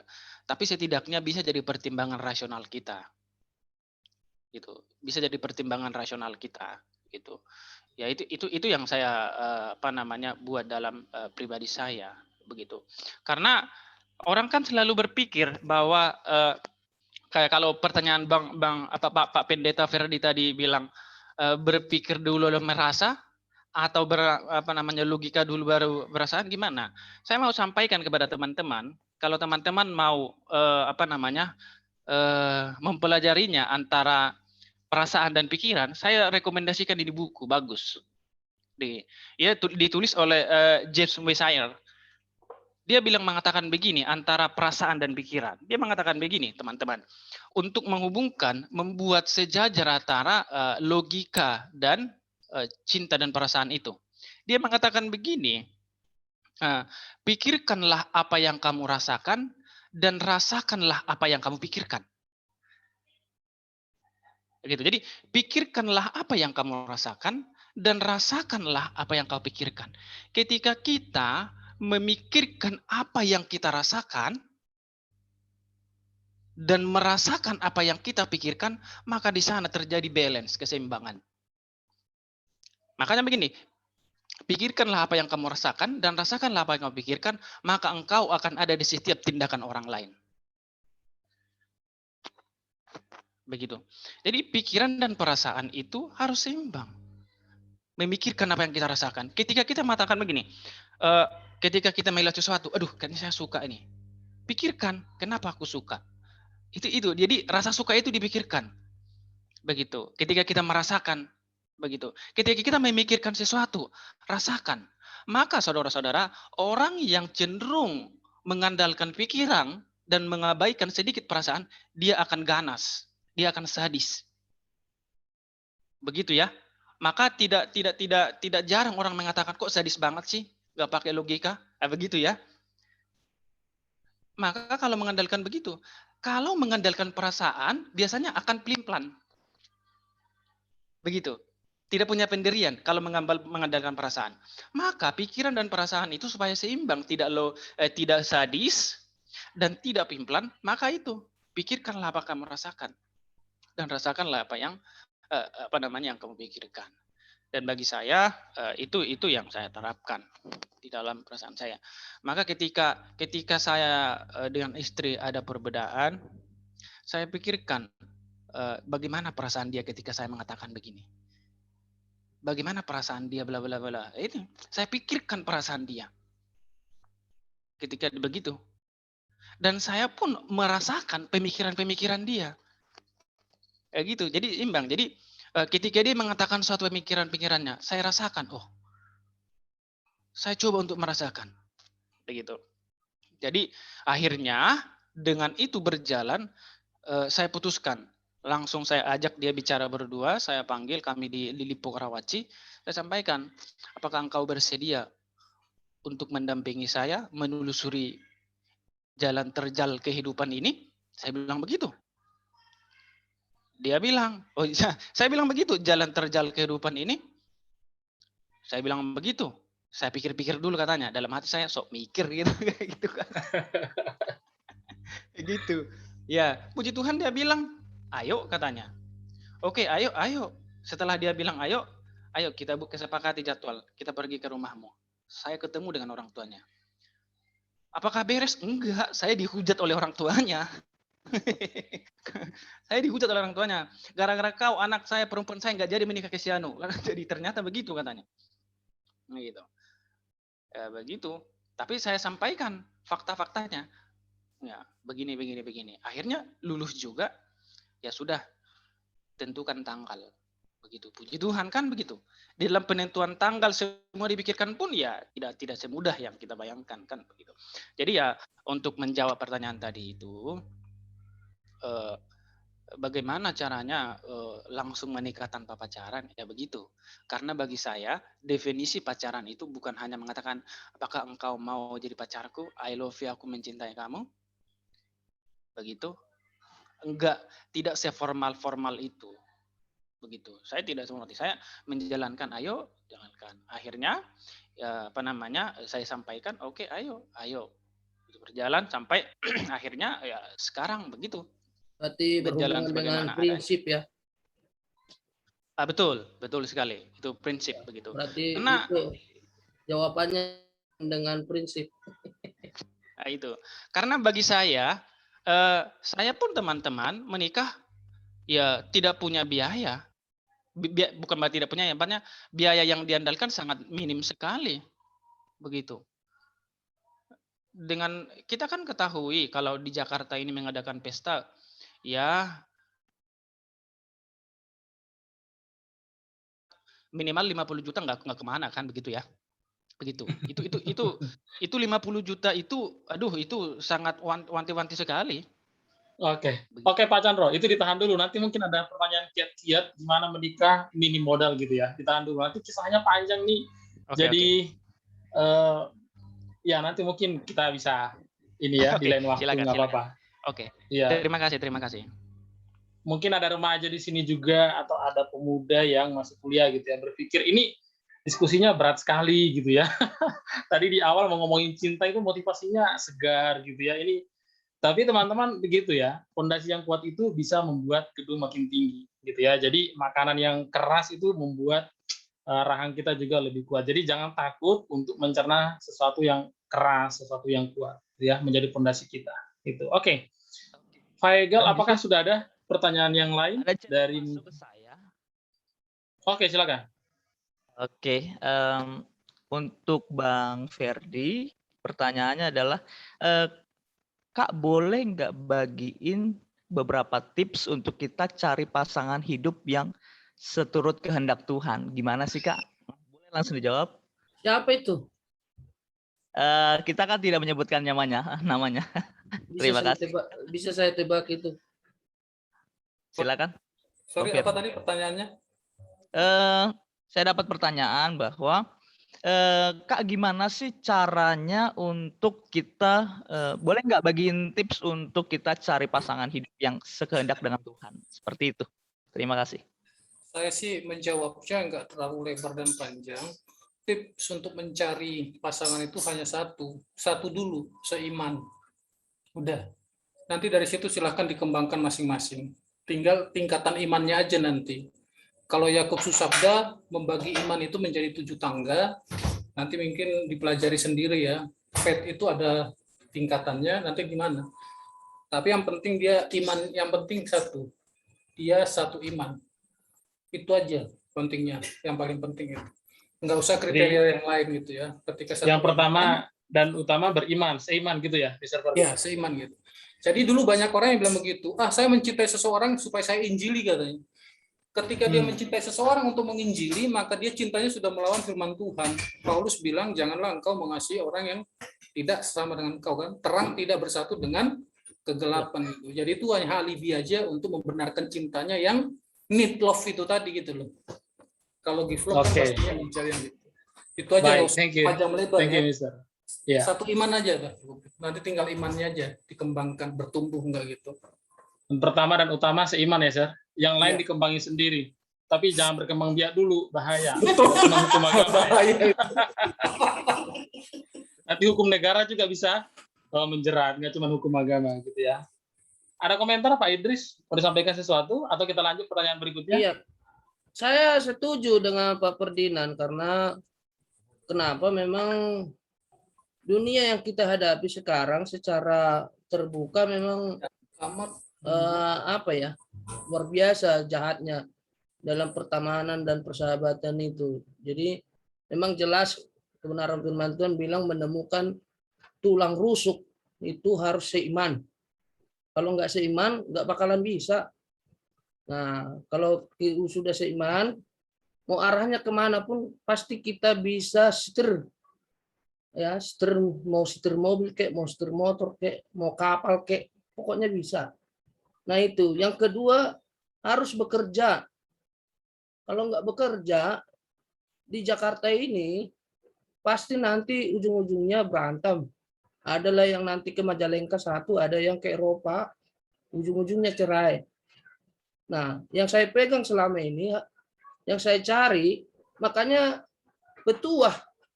Orang tua dulu berkata, bibit bobot bebet. Orang Jawa paham betul itu masalah bibit bobot bebet. Kenapa selalu dibilang seperti itu? Supaya yang tadi, yang pertama itu pas ke bibit bobot bebet. Kalau sudah, mau kemanapun kita pasti bisa menghalang segala rintangan. Seperti itu. Tuhan berkati.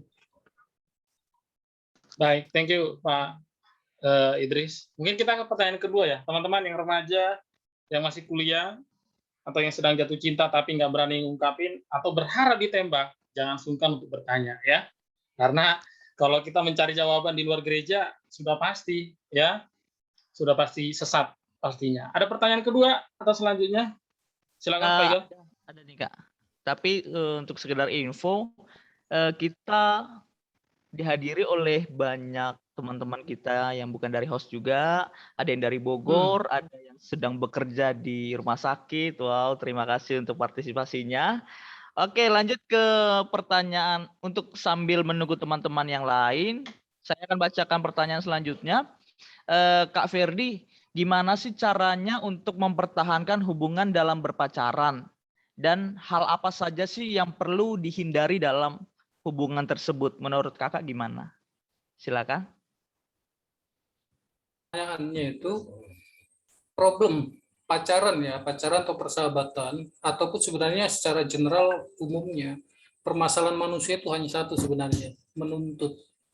Jadi kalau mau hubungan langgeng, rumah tangga langgeng, apapun ya jangan menuntut. Jadi kalau dibilang give love tadi, tapi give love-nya juga yang benar ya. Give love tadi mencintai dari kepenuhan gitu. Jadi menerima apa adanya, tapi bukan berarti membiarkan kalau salah dibiarkan, ya enggak juga begitu ya. Maksudnya tidak menuntut, menerima apa adanya, tapi sambil membimbing gitu. Jadi kalau artinya, Mister, kalau yang ada hanya ketoprak, nggak usah nuntut ayam Madura, bebek Madura, nggak boleh gitu ya? Ya, gitu ya. Oke. Dilarang menuntut ya, jangan terlalu banyak menuntut. Kayaknya tuntutan ini yang membuat banyak masalah, dan mungkin apa yang disebut tadi oleh teman kita yang bertanya, jadinya mungkin bertahan. Sorry sedikit, bentar Mister ya. Sedikit. Ya, silakan Mister. Menuntut itu harus dibedakan ya. Menuntut dengan mengarahkan itu nanti akhirnya istri bilang, oh jangan menuntut, padahal kita mengarahkan ke sesuatu yang baik gitu. Itu kadang beda-beda tipis. Jadi pasangan itu pun harus mengerti mana saat kita mengarahkan, mendidik dengan yang menuntut begitu. Jangan diarahkan sedikit, oh saya nggak mau, kamu nuntut terus. Akhirnya kan bahaya juga gitu. Tahu tuntutan ya, tahu tuntutan, tahu mana mendidik begitu. Itu harus dibedakan dengan. Tapi intinya adalah sekali lagi jangan menuntut. Pacaran atau rumah tangga kalau bisa dipermudah, kenapa dipersulit? Yang dipersulit adalah tuntutan itu. Pak Chandro, singkat mungkin. Pak Chandro singkat ya, supaya kita beralih ke pertanyaan berikutnya. Coba sedikit ya Guyon. Itu Bang Ferdi ngomong begitu, jangan sambil nunjuk ke Aros dong. Nggak enak lihatnya gitu. Ada dia. Oh ini ya. Emang kakak itu nuntut apa? Oke. Tadi pertanyaannya, sorry sedikit apa? Agak sedikit ini. Gimana tipsnya untuk mempertahankan hubungan berpacaran, begitu ya? Mungkin orang ini sedang berjalan dalam pacaran, tapi lagi ribut nih.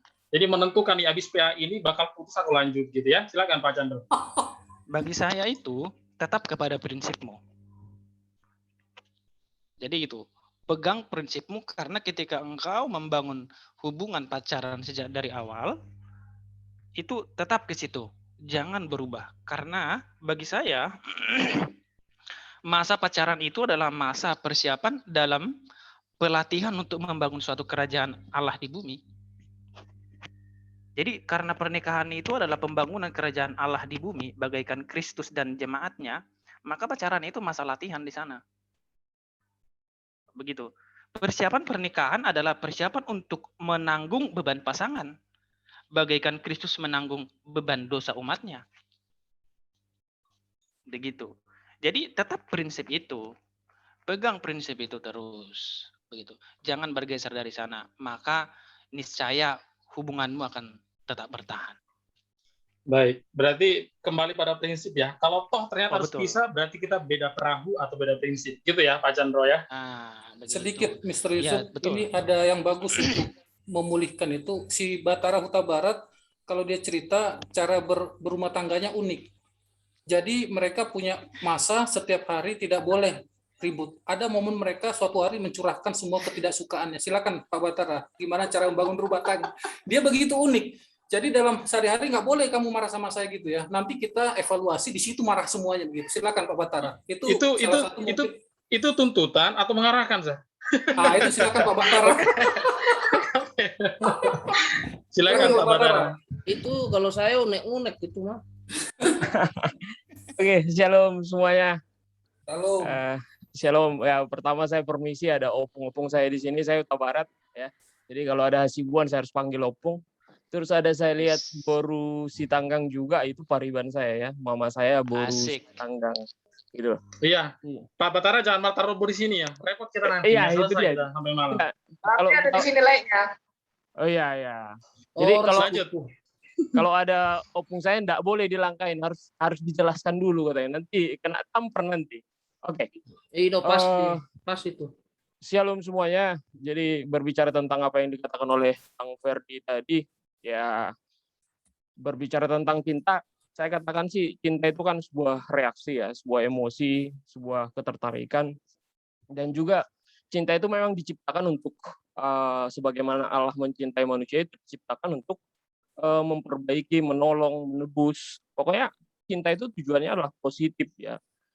Tetapi kenapa pada akhir-akhir ini cinta itu justru menjadi alasan beberapa orang untuk merusak ya, untuk memisahkan, untuk membuat sesuatu yang baik menjadi retak ya, termasuk hubungan dan lain sebagainya. Termasuk kan berpacaran juga tujuannya kan sebenarnya baik ya, apa yang dikatakan oleh Pendeta Sandro tadi ya, untuk mengenal, berlatih membangun sebuah kerajaan Allah. Tetapi kan ada beberapa tujuannya justru pacaran itu bukan lagi dengan cinta yang baik ya untuk membangun, bukan lagi cinta itu dipergunakan untuk untuk saling mengenal, karena tadi juga saya mendengar bahwa dasar yang kuat atau pondasi yang kuat itu kan akan menentukan ketinggian ya, termasuk ya sebagaimana atau sejauh mana kita mengenal, ya itu akan menjadi ukuran sejauh mana kita akan berjalan bersama. Jadi cinta itu pada hakikatnya adalah untuk memiliki, untuk menyatukan ya, bukan untuk merusak. Jadi kalau ada pacaran untuk merusak itu tentu tidak benar ya. Dan dalam hal-hal etika Kristen juga berpacaran kalau itu merusak tentu tidak benar. Jadi kalau apa yang dikatakan oleh Bang Ferdi tadi ya, saya membangun rumah tangga sudah 2019 ya. Ya saya juga bukan orang yang berpacaran lama dengan istri ya. Dan kalau bicara cocok-cocokan ya, saya punya kriteria yang jauh berbeda ya. Kalau dikatakan kriteria tadi, ya saya juga dulu pengen ya punya istri yang bisa main musik ya. Terus ketika dia masak sambil nyanyi, terus saya sambut lagi suara 3 gitu. Itu sangat enak banget ya gitu. Itu biasanya tinggal di India. Ya itu dia ya. Terus ketika kita melayani bisa berjalan bersama gitu ya. Tapi kan nggak segampang itu juga, karena memang saya tahu ya Tuhan mungkin menyediakan apa yang kita butuhkan, perempuan yang kita butuhkan, bukan semata-mata yang kita inginkan gitu ya. Karena kalau yang kita inginkan, tentu saya ingin Luna Maya ya, gitu. Karena kan sampai sekarang dia masih jomblo gitu kan. Tapi tentunya saya yakin Tuhan menyediakan apa yang kita butuhkan. Jadi kalau kita juga menuntut terlalu banyak, ya jangan terjebak untuk menyalahkan Tuhan. Jadi saya dengan istri itu ya selalu menghindari untuk saya katakan ya, membicarakan istilahnya gini lah, kita udah punya anak, maka tentunya hindarilah untuk ngomel, hindarilah untuk ngomong yang terlalu keras di depan anak gitu. Tiap hari, enggak boleh. Tetapi akan ada waktunya tiap bulan untuk evaluasi misalnya. Evaluasi, ya terserahmu mau marah kamu di situ, mau jungkir balik kamu di situ, ya curahkannya semua di situ. Gitu loh. Nggak boleh lempar gelas tapi kan? Ya boleh aja gitu. Karena kan cinta itu kan kejujuran kan. Cinta itu kejujuran gitu. Karena kan dengan kejujuran pemulihan itu akan lebih gampang kalau udah kosong gitu. Ya kalau dilempar 3 gelas akhirnya jadi baik ya nggak apa-apa. Gitu. Asal jangan melukai aja gitu. Asal jangan melukai gitu kan. Ya kalau lemparnya jangan lempar ke saya juga gitu. Tapi kan nggak sampai segitunya. Saya pikir kan dengan cinta juga kan nggak akan sampai membabi buta juga perlakuannya gitu. Jadi itu sesuatu yang selalu saya katakan juga, jangan hindari hal yang seperti itu. Karena siapa yang akan ditiru ya apa yang dilihat anakmu, ya itulah yang menjadi teladannya dia. Apalagi sekarang PPKM gitu, di rumah terus kan gitu. Ya nggak ada teladan lain yang bisa dilihat anak selain daripada orang tua dan TV gitu kan. Selain daripada YouTube gitu, nggak ada. Maka hal-hal seperti itu harus dihindari. Tetapi ada waktunya, di akhir bulan itu kita curahkan semua, kamu tanggal segini kamu begini ya, tanggal segini kamu begini, tanggal segini kamu begini. Gitu. Itu tujuannya bukan untuk merusak, tapi untuk memperbaiki. Karena itulah hakikat cinta itu, sebagaimana Allah datang mencintai manusia, karena mengasihi manusia itu untuk memperbaiki sebuah hubungan yang sudah rusak akibat dosa gitu. Dan kita juga bermaksud demikian gitu. Karena apa? Kita harus memulai teladan yang baik kepada anak gitu. Itu sih. Baik. Itu sih. Pak Batara, artinya gitu. Artinya ada kesepakatan ya. Ini kalau sudah berkeluarga, sudah ada kita bilangnya berkat Tuhan ya, keturunan gitu, ada kesepakatan supaya yang dilihat nggak cuma diri dan pasangan, tapi ternyata sudah ada anak Tuhan yang menyaksikan dan juga sedang membutuhkan teladan dari kita orang tua. Seperti itu ya Pak Batara kurang lebih ya. Baik, oke. Kita Mr. Ferdi dan teman-teman, ini harus berlanjut ini seperti sinetron CTV series 2, 3 dan berikutnya nih, karena sudah jam 9. Masih ada pertanyaan nggak, Faigel? Sebenarnya masih ada, tapi mungkin untuk penutup ya. Penutup setelah itu kita akan closing. Mau tanya boleh nggak? Mau tanya boleh. Wah, ini yang buka mikrofon kita kasih privilege ya. Silakan Kak Puspita, silakan. Iya.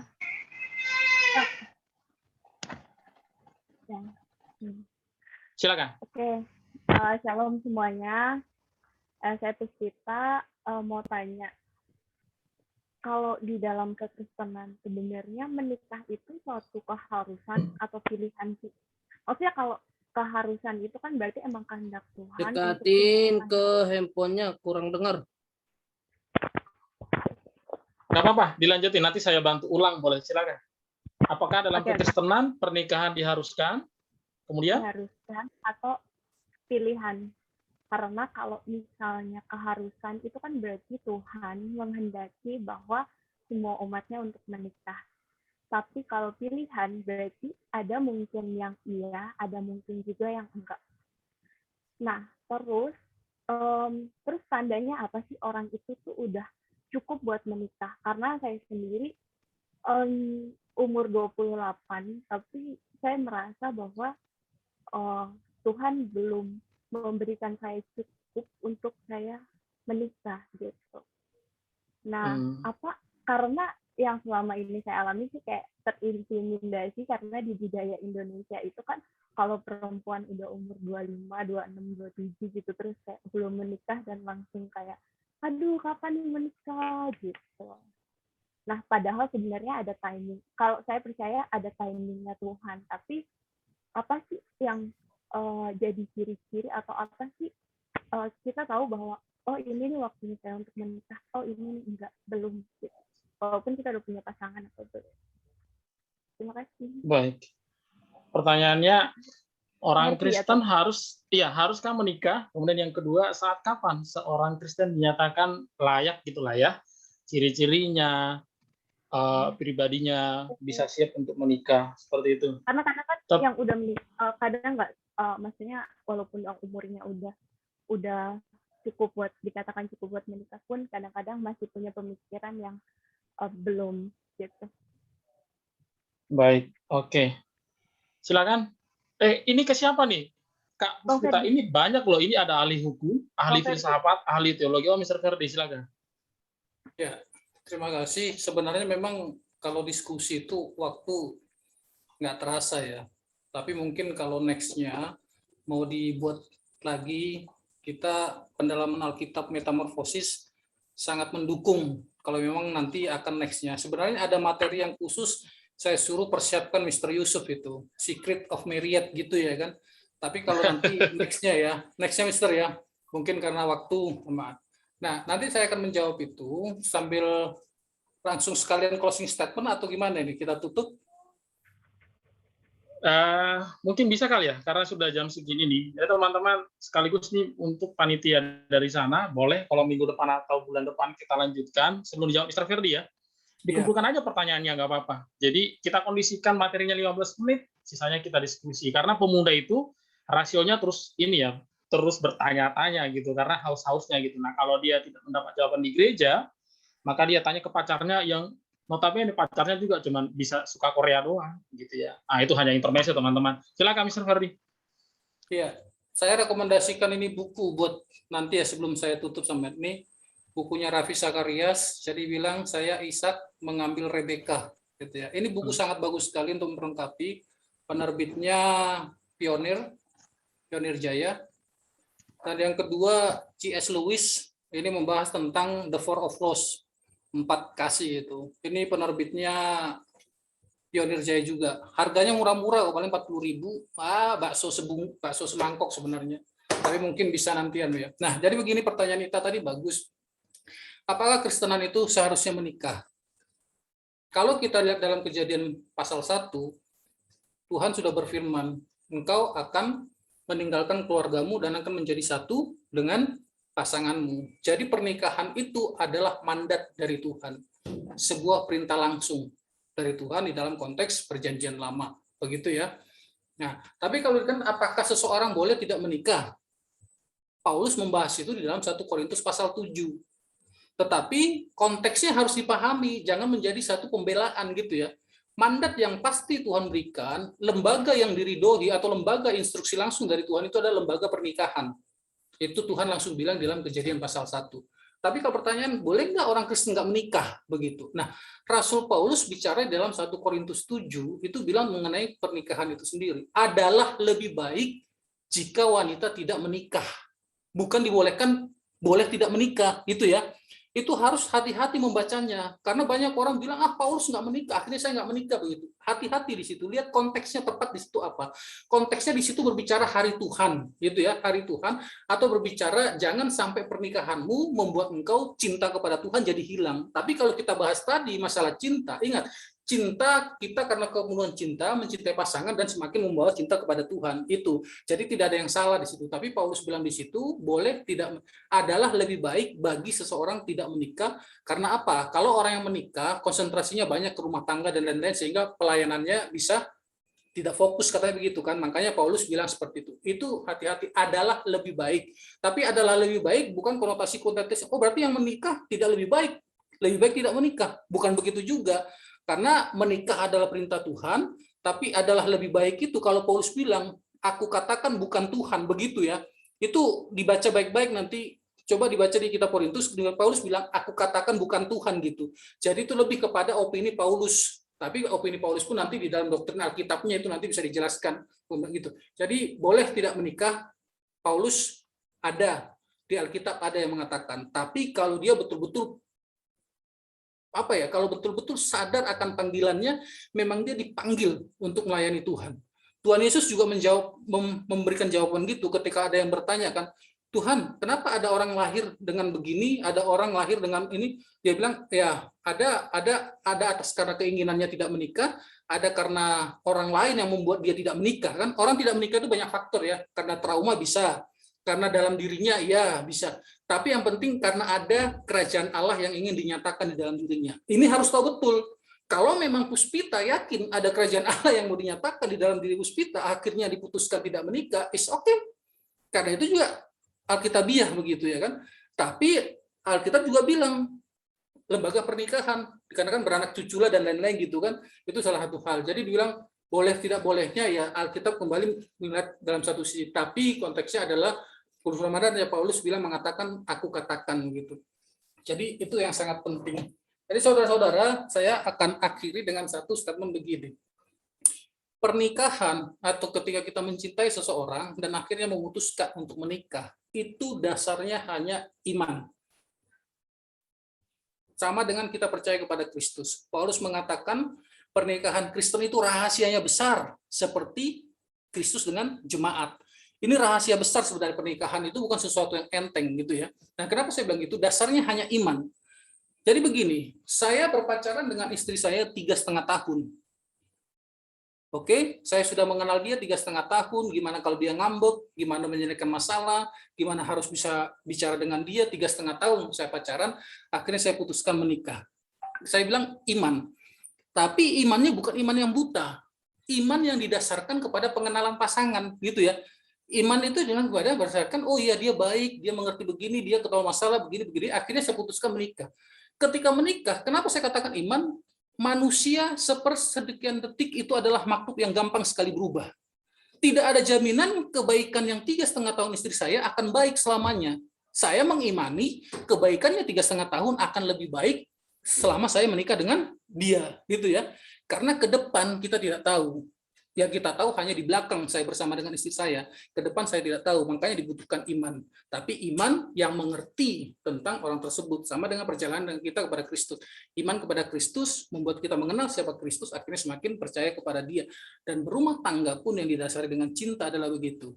Kita mendasarkan iman kepada Tuhan, bahwa dia adalah pasanganku, aku yakin dia tidak akan berubah, dan dia akan lebih baik, dan akan lebih mencintai saya. Jadi itu saya kira closing statement-nya semua didasarkan kepada iman. Jadi kalau Martin Luther sampai bikin sebuah reformasi soli fidei ya, sola fidei gitu, semua hanya karena iman, itu bukan slogan yang murahan gitu, tapi bisa dipahami, dipikirkan secara mendalam, karena iman itu bukan pasif ya. Kalau bicara itu nanti iman itu adalah sebuah aktif, iman itu aktif gitu ya. Itu yang harus terus membangun. Jadi itu saya bisa simpulkan kepada kita, ingat ya, kita punya definisi, punya yang lain, akhirnya semuanya ditentukan adalah iman kita kepada Kristus berdasarkan dengan iman kepada yang kita lihat dengan pasangan, akhirnya kita putuskan.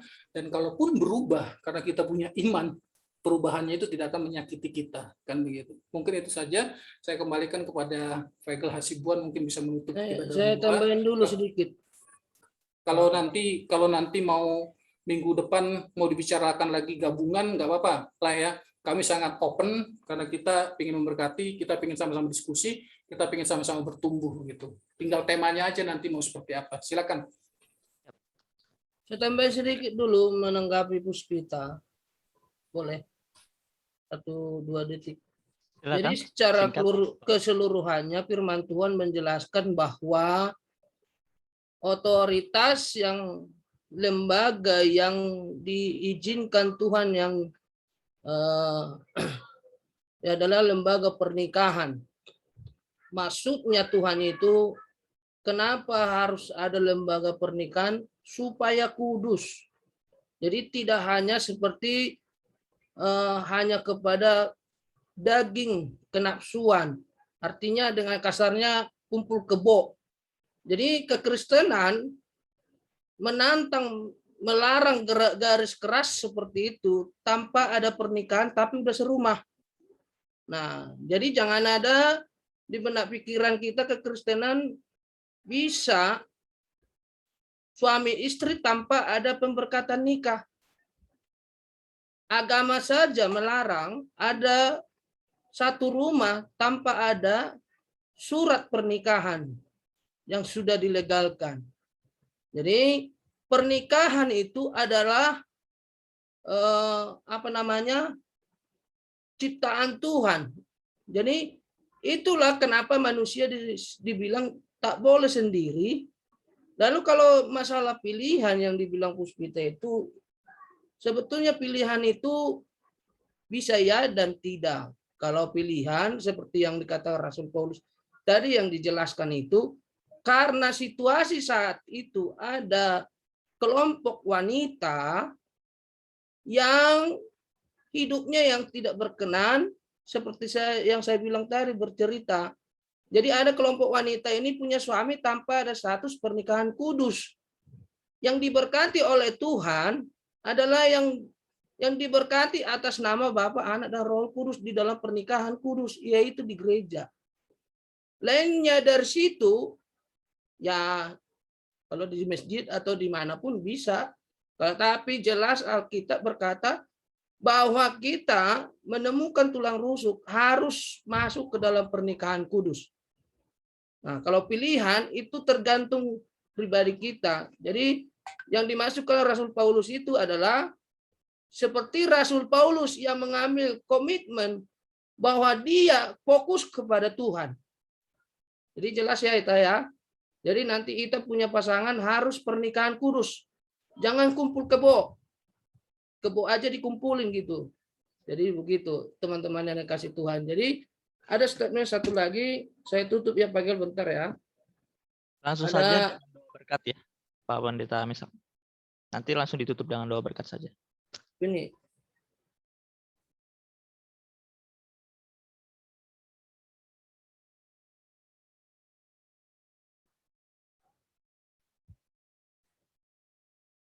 Jadi begini, tadi dibilang gini, jangan mencari hubungan kalau hubungan itu tujuannya kita untuk secara kedagingan.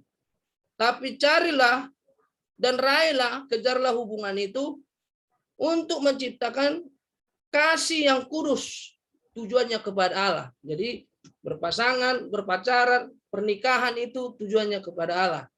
Nah, itu dasarnya dalam cinta dan kasih. Jadi saya kira dalam hal itu pertama-tama kita harus lahir baru dulu, baru mengetahui cinta yang sebenarnya. Kalau cinta-cinta hanya kalau dikatakan tren sekarang adalah cinta kaleng-kaleng, maka jangan paksakan untuk masuk hubungan yang ke pernikahan. Pasti nanti hancur. Nah, jadi untuk itu teman-teman yang kasih Tuhan, ya, mari kita renungkan pembahasan kita hari ini supaya jangan sampai seperti yang dibilang tadi, gara-gara mungkin dia kaya, gara-gara dia ganteng, ada mungkin berpikiran kata daripada aku nggak laku. Sudah banyak anak muda yang kita lihat, ada juga dari gereja kita ya seperti itu ya, karena dia prinsipnya dia bilang daripada nggak laku. Anak Tuhan nggak seperti itu, berarti dia jatuh kepada nasib, garis nasibnya. Nah, kekristenan melarang kita untuk membuat definisi nasib, semua bisa kita rubah. Oke, saya kira seperti itu. Tuhan memberkati. Siapa yang menutup, Pak Gel? Dengan doa penutup dan doa berkat, Pak Misak. Baik, mari kita berdoa. Terima kasih sebentar, buat teman. Sorry bentar. Untuk PA metamorfosis nanti jangan keluar dulu ya. Ada kita bicarakan 5 menit ya. Untuk nextnya. Thank you, silakan. Baik, terima kasih buat tim dari Metamorfosis yang digembalai oleh Pak Ferdinand. Dan memberkati sekali lagi. Terima kasih buat moderator Pak Egel dan Yusuf. Ya, Tuhan memberkati. Terima kasih teman-teman yang sudah bertanya lewat audiens yang tersembunyi dan yang tersirat. Tuhan memberkati ya. Terima kasih buat teman kita Maria yang sambil dinas di rumah sakit tetap ibadah. Tuhan memperhitungkan segala jerih payah kita. Ya. Michael dengan nanti WA aja dah. Nanti kita ini membahas yang kemarin malam minggu. Baik. Mari kita berdoa. Teman-teman yang dikasih Tuhan. Oleh karena kemurahan kasih-Mu Bapa yang baik, terima kasih kami menaikkan ucapan syukur kami kepada Tuhan. Tuhan, kami sudah melangsungkan pembicaraan kami diskusi hari ini tentang kasih dan cinta yang Tuhan berikan bagi kami.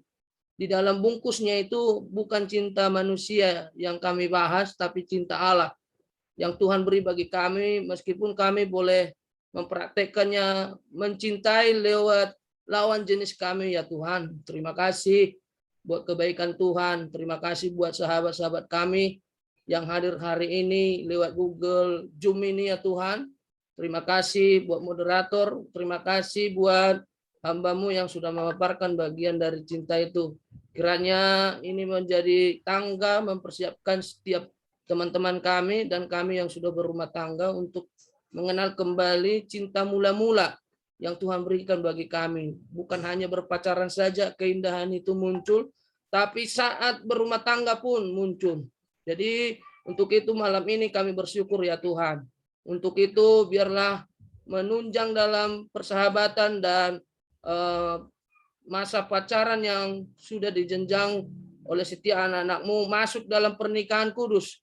Karena itu adalah sebagai arahan dari Tuhan, supaya kami jangan masuk dalam dosa perzinahan. Untuk itu ya Tuhan, berikan kami hikmat-Mu, berkati hamba-Mu, berkati keluarganya, berkati dari tim sana, berkati youth GBI host, Tuhanlah yang memberkati kami semua. Berkati ketua pemuda, berkati teman-teman kami yang masih di dalam dinas pekerjaan, Tuhan memberkati semuanya. Tuhan, kami berdoa kiranya berkat yang sama tercurahlah bagi kami, bahkan teman-teman kami yang tidak bisa ikut bersamanya Tuhan. Besok pagi kami akan beribadah jam 10. Tuhan berikan kami kesehatan, berikan kami kekuatan, supaya kami beribadah sesuai dengan arahan dari Tuhan, bahwa 6 hari lamanya kami bekerja, maka pada hari ke-7 kami harus mempermuliakan Engkau. Terpujilah nama-Mu, kami tidak lupa berdoa buat bangsa ini. Tuhan tolonglah, lihatlah Bapa yang baik, bahwa kondisi pemerintahan kami, bahkan negara kami sedang mengalami pandemi. Tuhan, belas kasihan-Mu lah tercurah, supaya setiap insan, bahkan manusia, terlebih anak-anak Tuhan di dalamnya tidak menderita, tapi akan berlalu. Karena kami tahu Tuhan, pemerintah yang Tuhan utus untuk saat ini pemerintah yang baik, sehingga vaksin yang sudah berlangsung, Tuhan itu akan terkendalikan oleh kuasa-Mu, supaya amanlah negeri ini sehat. Kami berdoa, kami patahkan dalam nama Yesus. Kami berdoa, kami usir COVID-19 ini dari negara kami ya Tuhan. Engkaulah yang berkuasa atas pemerintahan dari pusat. Presiden, wakil presiden, para menteri, bahkan TNI, Polri, Tuhan berkati dalam nama Tuhan Yesus. Terima kasih Bapak, malam ini kami percaya tercurahlah berkat-Mu atas keluarga kami masing-masing. Diberkatilah kami pagi, siang, hari, dan malam, sehingga kami tetap mengucap syukur karena kebaikan Tuhan. Terpuji-pujilah nama-Mu Bapa yang baik. Sekali lagi kami memohon pertolongan Tuhan atas hidup kami hari ini, besok, sampai selama-lamanya. Ampuni segala dosa pelanggaran kami ya Tuhan, supaya kelak berkenan segala firman-Mu tertanam, berbuah, dan berakar dalam hidup kami. Terima kasih Bapak, kiranya kasih dari Bapa di surga, kasih dari Tuhan Yesus Kristus, dan kasih dari persekutuan Roh Kudus, itulah yang memeteraikan firman-Mu, yang melindungi kami, memberkati kami hari ini, besok, sampai selama-lamanya, sampai Yesus Kristus datang menjemput kami yang kedua kalinya yang percaya kepadamu.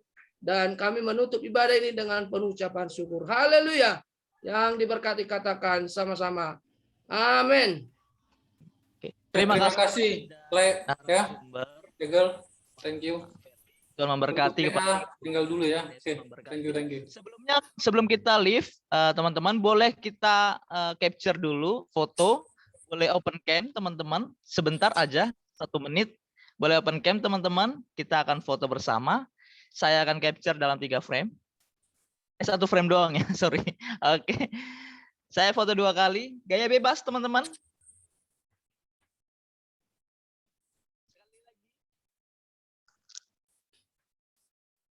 Yang lain nggak open kamera ya tuh. Oke, baik. Ibadah kita telah selesai. Terima kasih pada para pelayan, narasumber kita, Pak Pendeta Ferdi Simanungkalit. Tuhan Yesus memberkati. Untuk kita semua, selamat malam. Tuhan Yesus memberkati. Shalom. Tuhan Yesus memberkati. Shalom. God bless. Shalom.